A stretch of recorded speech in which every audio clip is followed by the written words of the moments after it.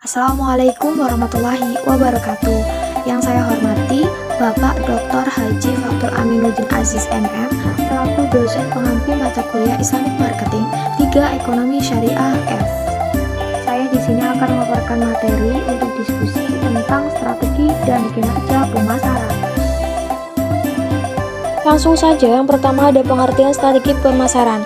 Menurut Kotler, mendefinisikan bahwa strategi pemasaran adalah konsep yang menjelaskan tentang keputusan analisis dan permasalahan pemasaran, penekanan terhadap pandangan organisasional daripada fungsional. Yang kedua, menurut pendapat Armstrong, bahwa setidaknya ada 3 pengertian. Pertama, strategi merupakan deklarasi maksud yang mendefinisikan cara untuk mencapai tujuan dan memperhatikan sungguh-sungguh alokasi sumber daya perusahaan yang penting untuk jangka panjang dan mencocokkan sumber daya dan kapabilitas dengan lingkungan eksternal. Yang kedua, strategi merupakan perspektif di mana isu kritis dan faktor keberhasilan dapat dibicarakan serta kepuasan strategis bertujuan untuk membuat dampak yang besar serta jangka panjang kepada perilaku dan keberhasilan organisasi.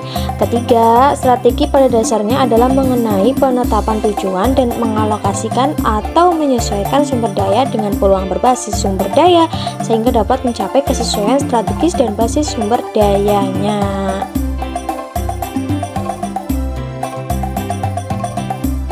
Menurut Winardi, menyatakan bahwa strategi pemasaran yang digunakan oleh perusahaan merupakan hasil dipadukannya berbagai elemen pemasaran.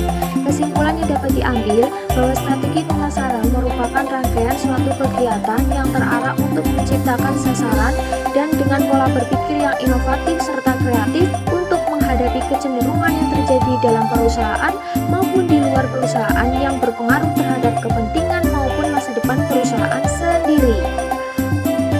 Menurut Giltinan, strategi itu ada 2. Yang pertama ada strategi kebutuhan primer, yakni dirancang untuk menaikkan tingkat permintaan akan bentuk atau kelas produk dari bukan pemakaian sekarang yang tidak ada atau hanya mempunyai sedikit peluang saja, serta produk-produk dengan bagian pasar yang besar kemungkinan besar juga akan mendapatkan manfaat dari strategi yang dirancang untuk meningkatkan jumlah pemakai bentuk produk. Selanjutnya ada strategi kebutuhan selektif, dirancang untuk memperbaiki posisi bersaing suatu produk dan bisnis. Fokus dasar dari strategi ini adalah pada bagian pasar karena perolehan penjualan diharapkan akan datang dengan mengembangkan bentuk produk satu kelas pesaing, dapat mempertahankan pelanggan lama dan menyaring pelanggan baru tentunya. Jenis-jenis strategi pemasaran menurut Tejo Satesan. Yang pertama yaitu merangsang kebutuhan primer dengan menambah jumlah pemakai.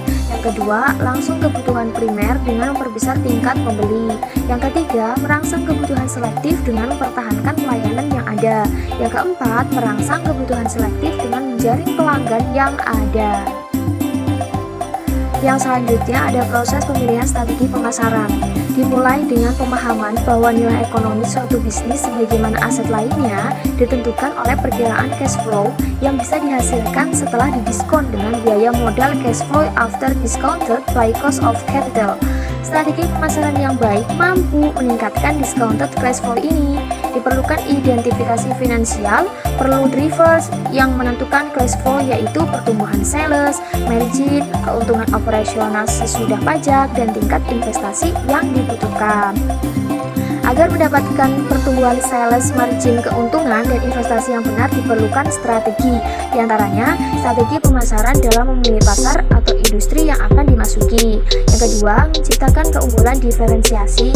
Yang ketiga, aset intangible marketing seperti pengetahuan pemasaran merek yang kuat, loyalitas konsumen, dan hubungan strategis dengan saluran distribusi. Yang penting juga kapabilitas organisasi untuk dapat mengimplementasikan strategi pemasaran yang dipilih dalam mencapai kinerja finansial yang ditargetkan. Selanjutnya, kita akan belajar apa saja sih strategi pemasaran.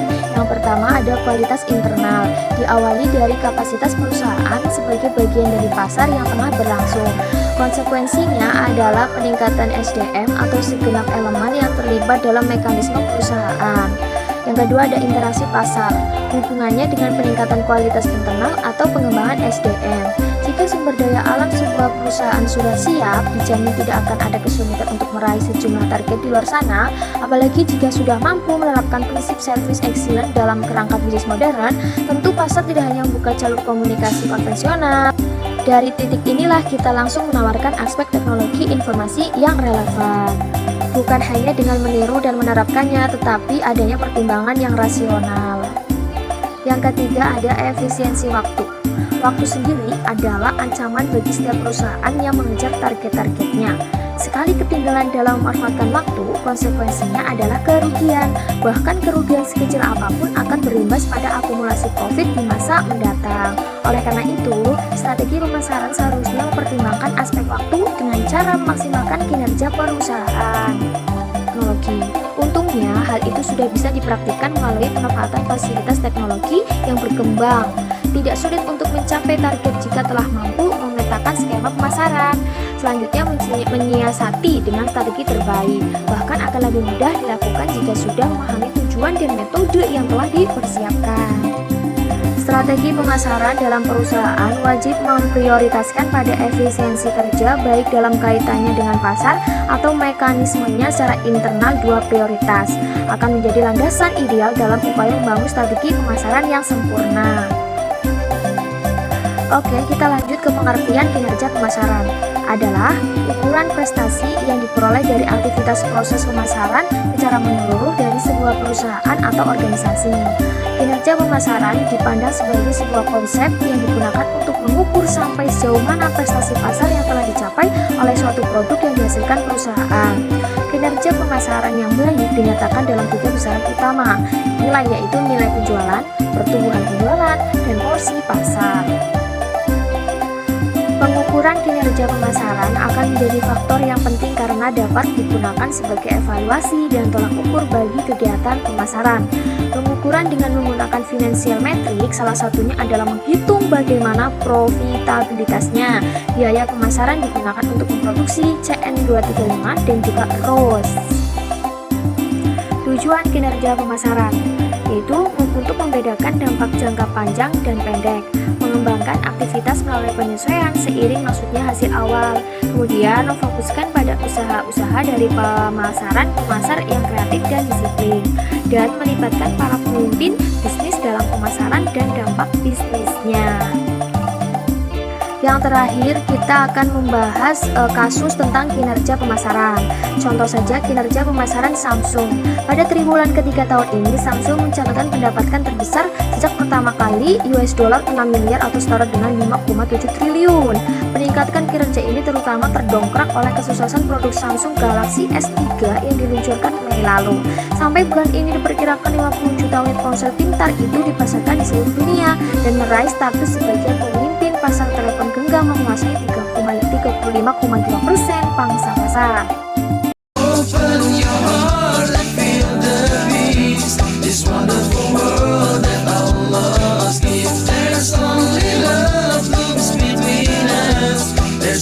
Demikianlah pemaparan materi dari saya. Kurang lebihnya mohon maaf. Tak ada gede yang tak retak karena tak ada manusia yang sempurna, karena kesempurnaan hanyalah milik Allah semata. Wassalamualaikum warahmatullahi wabarakatuh.